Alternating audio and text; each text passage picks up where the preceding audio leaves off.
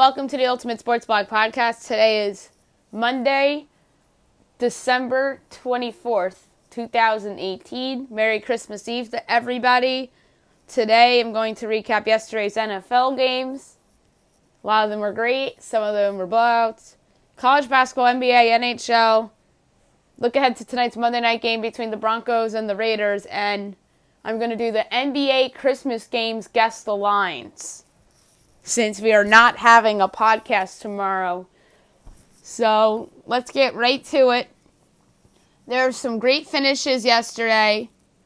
The Eagles come from behind once after the Texans came back, and the Eagles come away with victorious 32-30, courtesy of a game-winning field goal by Jake Elliott.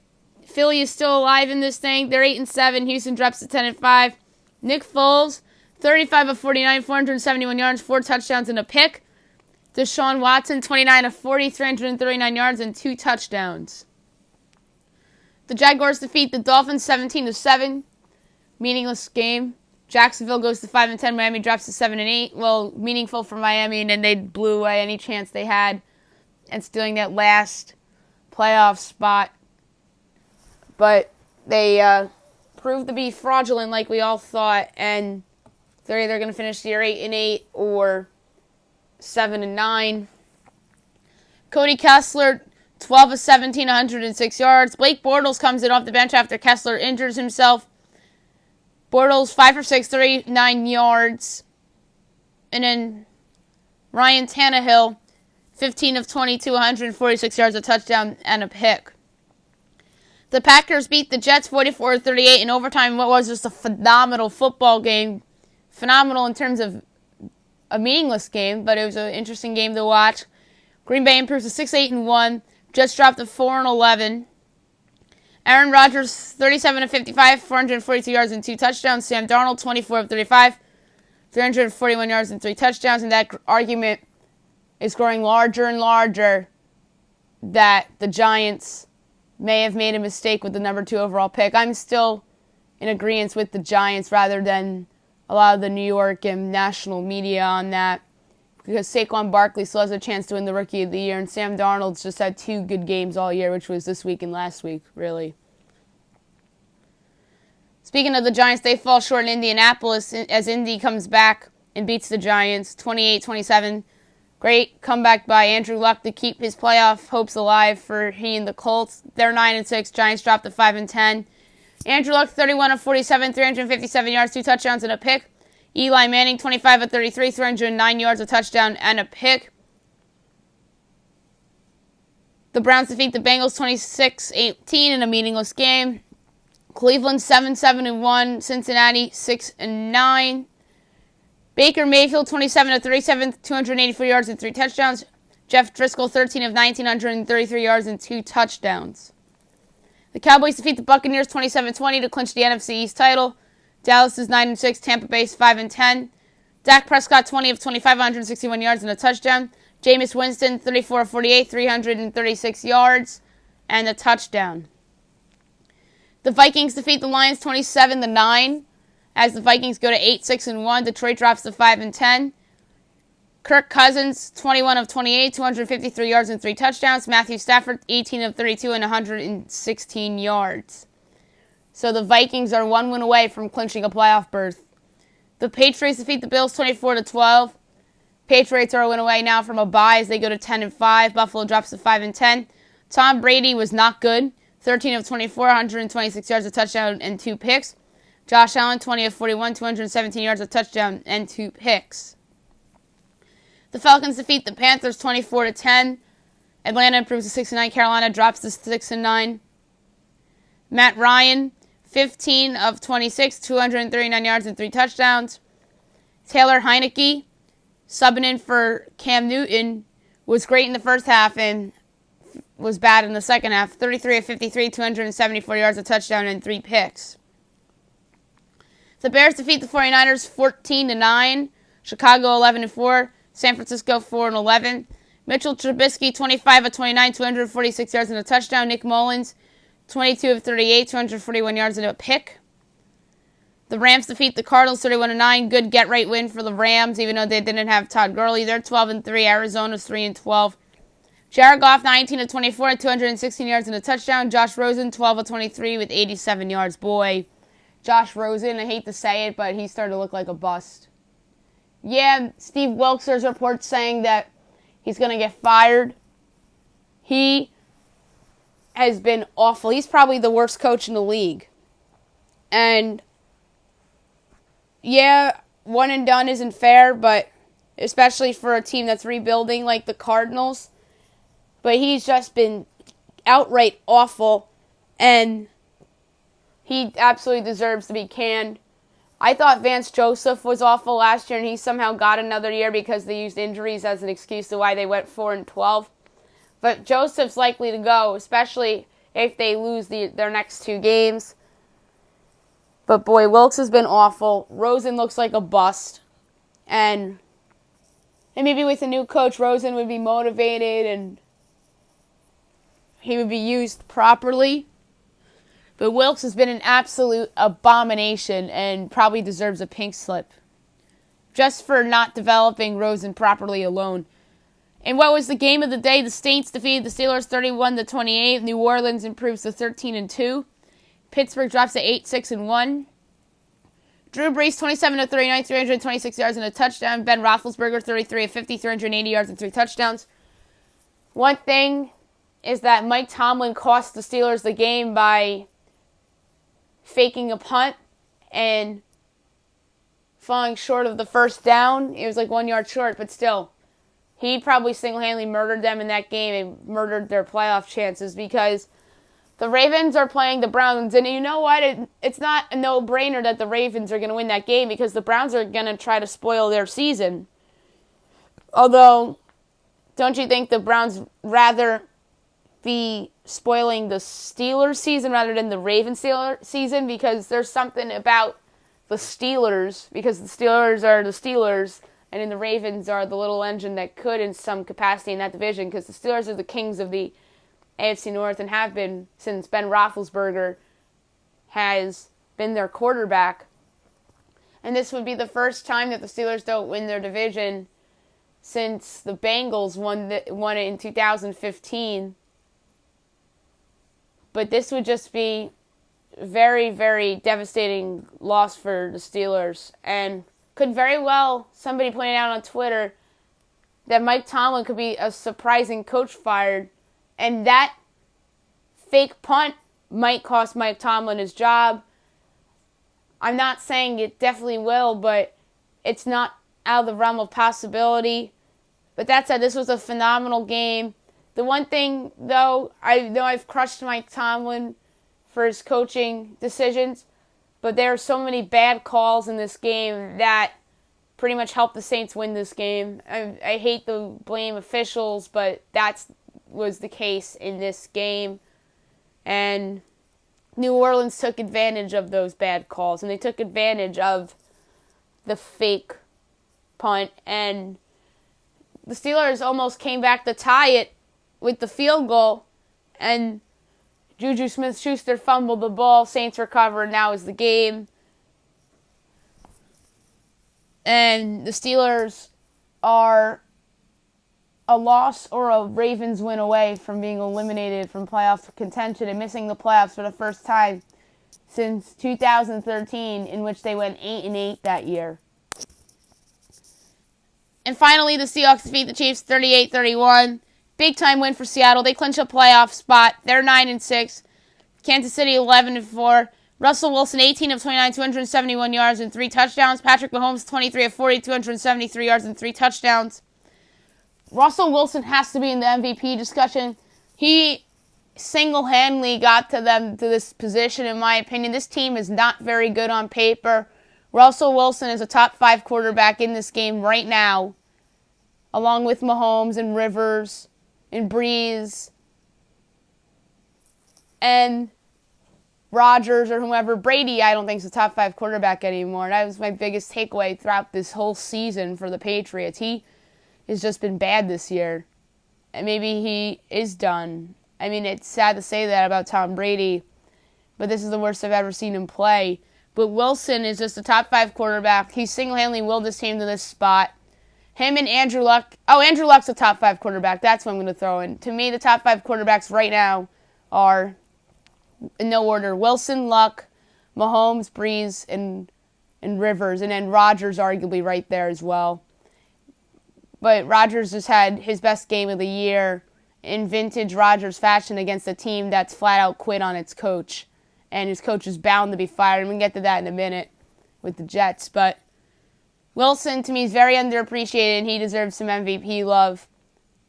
And a lot of no-name receivers, and I know their running back, Carson, has been good this year too, but Wilson deserves all the credit in the world, and Pete Carroll has to be in the discussion for Coach of the Year too, although, to me, the easy winner for Coach of the Year is Matt Nagy of the Chicago Bears for turning that team around.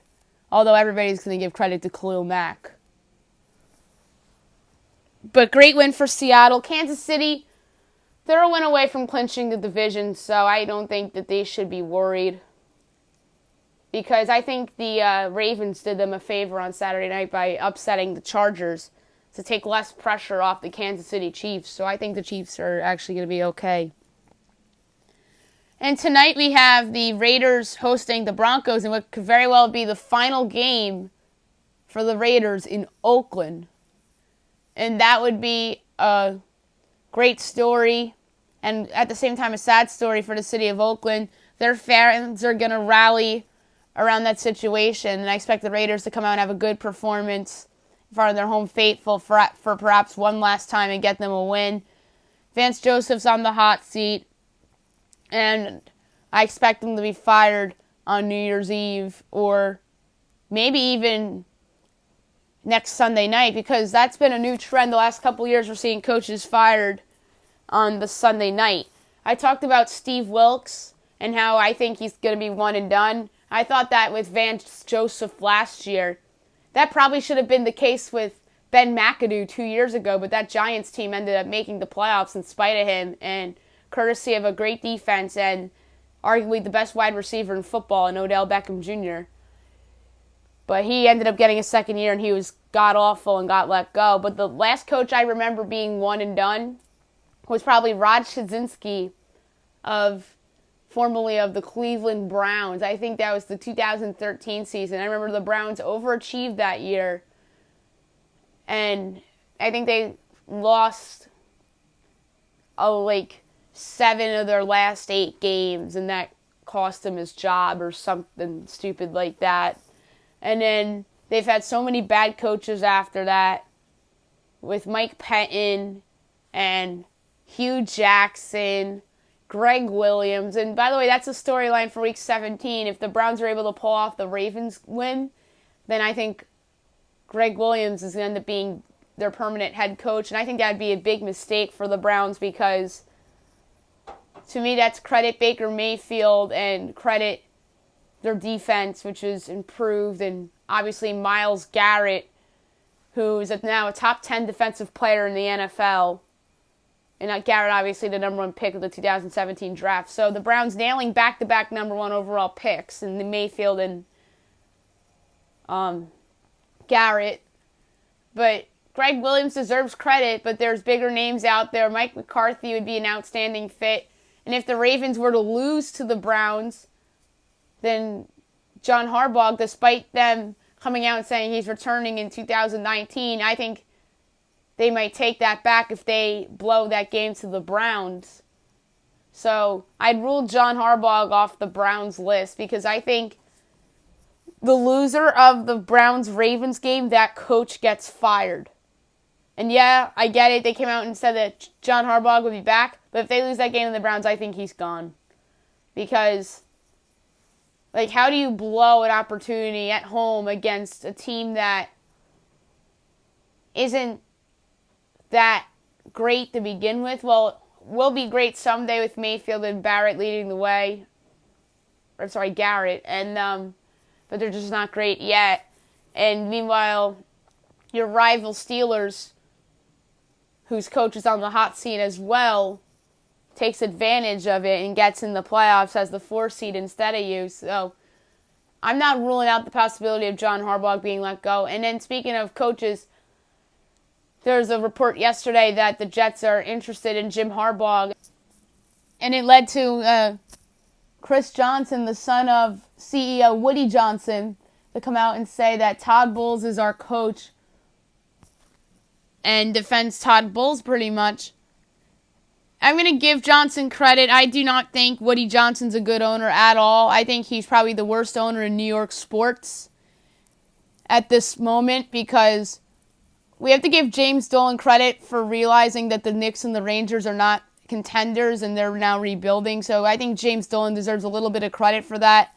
And I have to give the Wilpons a little bit of credit because they're letting their new GM do things that the Mets normally wouldn't do, like go out and trade for an expensive contract with Robinson Cano. But I'm not a fan of Woody Johnson at all. I think he's the worst owner in New York sports. But I have to give his son Chris some credit and comment on what he said about Bulls. It's the right thing to do, but let's be honest, he's going to get fired either Sunday night or Monday morning because the Jets have just been awful in his tenure. They had one good year in his tenure, but Ryan Fitzpatrick blew Week 17 in Buffalo in 2015, which I predicted would happen on my own. I remember saying, it would be so Jets of them to lose in Buffalo, and then they wound up losing in Buffalo. And ever since then, they've just been a doormat under Todd Bowles. And yes, he went 10-6 in his first year, but that was a one-year aberration courtesy of Ryan Fitzpatrick playing well in a contract year, just like this year with the Bucks. And they bought into it, and I had to give them credit for drafting Sam Darnold, and he's their future. And they need somebody to come in, and it has to be an offensive guy, come in and develop Darnold, although Darnold's played very well these last 2 weeks. And also, there's people arguing for a GM change there. That's a case to be made for another day on the podcast because I have other things to get to. But yeah, that's a lot of NFL news for today and whatnot. So let's move on to college basketball. There wasn't many games last night and yesterday throughout the day. St. Francis defeats Manhattan 72-56. St. Francis improves to 8-5. Manhattan drops to 2-10. SIU Edwardsville defeats Northern Colorado 82-72 in the Las Vegas Classic. SIU 3-8. Northern Colorado 6-5. Number 21 Houston defeats Coppin State 75-44. Houston 12-0. Coppin State 0-14. Indiana State upsets UNLV 84-79 in the Diamond Head Classic. Indiana State 8-3, UNLV 6-5. Cal State Northridge defeats Rider 81-80 in the Vegas Classic. Northridge is 5-8 and Rider's 5-6. Hawaii defeats Colorado 70-62 in overtime in the Diamond Head Classic. Hawaii on their home court takes advantage. They're 7-5. Colorado's 8-3. And by the way, Colorado has to have a good Pac-12 showing in order for them to get in at large because they had a very weak non-conference schedule. To me, they have to have a super strong showing in the Pac-12 to get into the tournament. And I think that bodes well for them because the committee tends to pick Power 5 and major schools over the little guy, as we saw that one year when they left out Monmouth, and I think Syracuse made it. And that just showed they like the bigger schools rather than the smaller schools. And I know why they left Monmouth out that year, not because they're just a small school. The teams they've beaten that were big schools were not good that year. Remember, they beat UCLA at Pauley Pavilion. UCLA was bad that year. So they acknowledged that while picking the team. So I was against Monmouth being in the tournament rather than for them being in the tournament. Drake defeats San Diego 110-103 in double overtime in the Vegas Classic. Good win for Drake as they go to 10-2 and San Diego drops to 10-4. Two very good teams, by the way, and the Mountain Valley and West Coast Conference, respectively. I don't think either of these teams are getting at-larges per se, but they certainly have chances to steal auto bids for sure.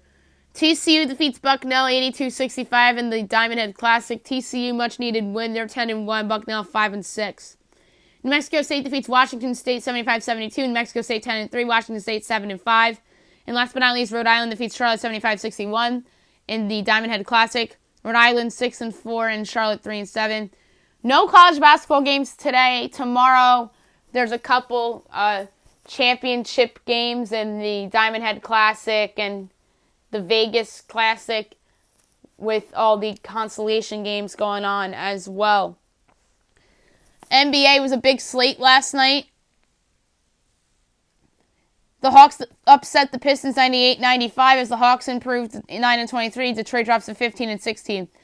The Pacers defeat the Wizards 105-89. Indiana 22-12. Washington 13-21. The Celtics defeat the Hornets 119-103. Boston 19-13. Charlotte 16-16. The Nets defeat the Suns 111-103. Brooklyn 16-19, and Phoenix is 8-26. The Bulls defeat the Cavs 112-92. The Bulls are 9-25. Cleveland is 8-26. The Heat defeat the Magic 115-91. Miami 16-16. Orlando 14-18. The Heat have seen the turn in a corner. The Kings defeat the Pelicans 122-117. The Kings have been winning all these games as home underdogs. I think Vegas needs to adjust a little bit there. Sacramento 18-15, and New Orleans is 15-19. The Timberwolves upset the Thunder 114-112. Paul George had a chance to win at the end, but he missed the shot. Minnesota improves to 15-18. Oklahoma City 12-11. The Warriors defeat the Clippers 129-127. What was a great game. Golden State 23-11. Clippers 19-14. The Trailblazers defeat the Mavericks 121-118 in overtime. What was another great game. Luka Doncic single-handedly kept the Mavs in that game.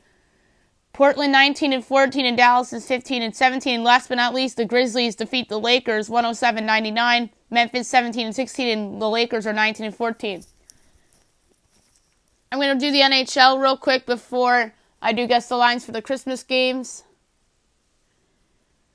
The Blue Jackets defeat the Devils 3-0. Columbus goes to 21-12-3. Devils drop to 12-16-7. The Hurricanes defeat the Bruins 5-3. Hurricanes had the throwback Hartford Whaler jerseys on. Carolina 15-15-5. Boston 20-13-4. The Panthers defeat the Blackhawks 6-3. The Panthers 15-14-6. Chicago 13-20-6. The Flyers defeat the Rangers 3-2 in a shootout. The Flyers go to 15-16-4. Rangers drop to 15-14-6. The Maple Leafs defeat the Red Wings 5-4 in overtime. John Tavares ties the game with 8 seconds left, and the overtime winner went to Kasperi Kapanen as Toronto improves to 25-10-2. Detroit drops to 15-17-6. The Islanders defeat the Stars 3-1. Isles improve to 18-13-4, and Dallas drops to 18-16-3. The Kings defeat the Golden Knights 4-3 in overtime. LA goes to 14-20-3, and Vegas drops to 20-15-4. And last but not least, the Coyotes defeat the Sharks 4-3 in a shootout, as Arizona goes to 16-18-2, and San Jose drops to 19-12-7. Guess the Lines NBA Christmas Day edition. This is the last thing I'm going to do today before I go. No best bet for today, because there's nothing on other than Broncos Raiders. The first game on Christmas Day is Milwaukee at the Knicks at 12 o'clock on ESPN. I have Milwaukee by 7. Milwaukee's favored by 10. And while I'm at it, I'm actually going to pick these games straight up. I think the Bucks go out the Madison Square Garden and beat the Knicks. Revenge game for Milwaukee after the Knicks came back against them and won in overtime. That was about a month ago. I think Milwaukee gets revenge here and gets a win, although I take the Knicks plus 10 as my actual play. Oklahoma City at Houston, I have the Rockets by 4, and the Rockets only by 1.5, and that is because of the injury to Chris Paul. I was going to take the Rockets to win in this spot, but no Chris Paul. No, Rockets win. So give me Oklahoma City on the road, led by Paul George and Russell Westbrook. OKC always tends to win on Christmas, and I think they will this year. Philadelphia at Boston at 5:30 on ABC. By the way, the Rockets game is ABC game at 3 o'clock. And the Knicks game's at 12 o'clock on ESPN. So 5:30 ABC, you have the Celtics hosting the 76ers. I have the Celtics giving to the Philly, and Boston is giving 4. I think that's a little too much, but this is a tough call because the Celtics have a few injuries and haven't played that great of late. It is tempting to take Philly, but that crowd's going to be fired up. The Celtics haven't hosted a Christmas Day game in years, and I think that the Celtics are going to rise to the occasion and defeat the 76ers in their home building for the second time this season. So give me the Celtics at home there. And what is the game of the night? Tomorrow night. The Los Angeles Lakers at the Golden State Warriors, 8 o'clock. Both ABC and ESPN are airing the game. Mike Breen, Jeff Van Gundy, Mark Jackson, Lisa Salters on the call. I believe it's Lisa Salters. It would make sense because she's doing the Broncos-Raiders tonight, and it would only make sense for her to stay in Oakland and do the Warrior game with them. And I believe that Doris Burke's probably color commentating one of these matinee or evening Christmas games. And probably with Dave Pasch on Oklahoma City, Houston. If I had the guest announcers, I'll do that later. So I think the Warriors are giving 6.5 to the Lakers, and Golden State's giving 9. I think that's way too many points. Give me the Lakers plus 9 there. I think the Celtics win straight up at the place over 224 because the Celtic games have been going over a lot lately. And I'm taking OKC plus the 1. They have to win outright, and I'm taking the Knicks plus 10. And last but not least, Portland at Utah, 10:30 ESPN. I think Utah's laying 4.5, and they're laying 6 to Portland. They just killed Portland on their home court a few days ago, which was a surprising result to me because Portland usually doesn't lose like that at home to anybody. Although Utah's a decent team, but so is Portland.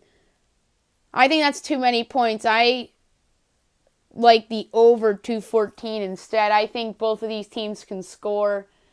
The under cashed in by 3 points in that game where Utah crushed Portland a few days ago.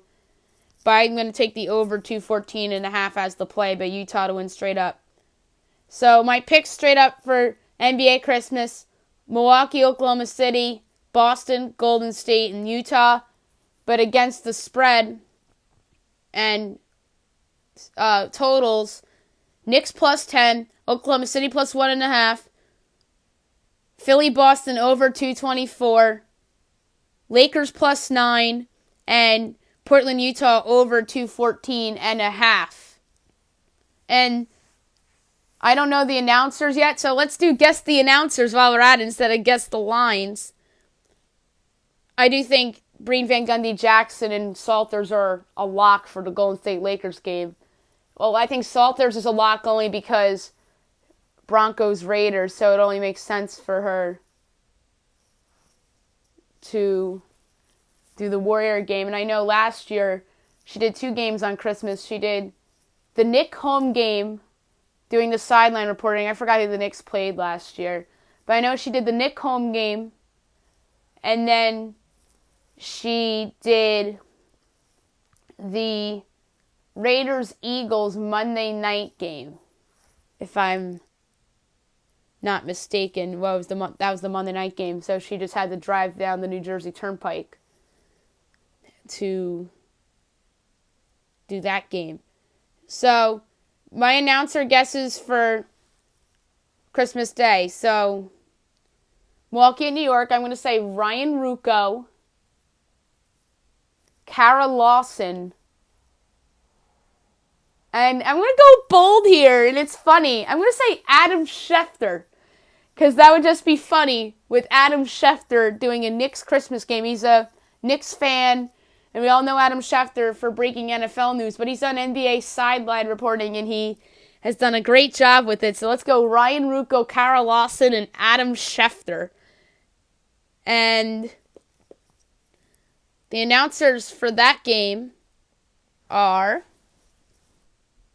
Ryan Ruocco, Chauncey Billups, and Tom Rinaldi. So I was right about Ryan Ruocco, which I thought they would put Ryan Ruocco on the Knicks game because Ryan Ruocco usually does do that 12 o'clock, annual 12 o'clock Knicks home game on Christmas. That seems like a tradition. Every year it feels like the Knicks get that 12 o'clock game on ESPN, except when they're actually a decent team, then they put them on ABC and have Mike Breen do the game. I remember they broke up Breen and Van Gundy one year so Breen could do the Knicks game. Well, Breen is, as we know, the voice of the Knicks.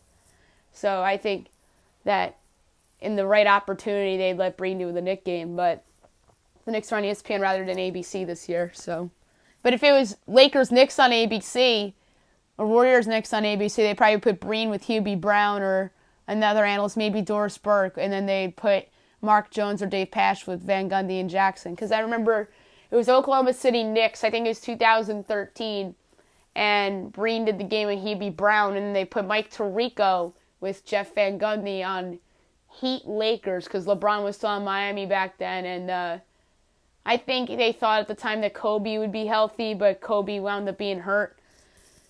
Next game, Houston hosts Oklahoma City. I think this will be Dave Pasch, Doris Burke, and let's go with J.A. Adonde here. Dave Pasch, Doris Burke, and we don't see a reporter, unless if Doris Burke will do reporting and commentating. And then for the Celtics game, I guess is Mark Jones, Hubie Brown, and who would have been my guess for this one? George Sedano. Israel Gutierrez. That makes sense. And then the big game, of course, Mike Breen, Jeff Van Gundy, Mark Jackson, and Lisa Salters. Did I not just say that was a lock? That those four would be doing that game? And I made the case for Lisa Salters because of the fact that she's doing the Raider game tonight, and she just has to stay in the Bay Area to do the Warriors. So that just makes perfect sense with the big three with Lisa Salters rather than Doris Burke, who will be doing the game in Houston with Dave Pasch. And then the 10:30 game, this was the toughest one I had to pick because I think it was obvious that Ryan Ruocco would be doing the game at the Garden. Mike Breen would be in Golden State. The Eastern Conference Finals preview possibility between Philly and Boston would be Mark Jones and Hubie Brown. And then Dave Pasch in Houston makes sense. So let's go with Adam Amin, PJ Carlesimo. Oh, wait, on my paper I said Israel Gutierrez, not George Sedano, so I was right about that one. So, and I had George Sedano down for the 10:30 game, so let's see. Adam Amin, PJ Carlesimo, and George Sedano, so I was right about that one. So I did a good job with guessing all these, except I had Adam Schefter reporting the Knicks game, because I just love the idea of that. So that's it for the podcast today. I'll be back on Wednesday recapping NBA Christmas and other things. I want to do some best of the year moments between Wednesday and next Monday on the 31st. Obviously be picking bowl games throughout the podcast and doing best bets, and maybe I'll do a couple redrafts from this year in the four sports. And then I'm going to do my first NFL mock draft probably after the new year, since the regular season will be over. And they'll talk more NFL hot seat and stuff and playoff scenarios and whatnot. Hope you guys have a Merry Christmas, everyone.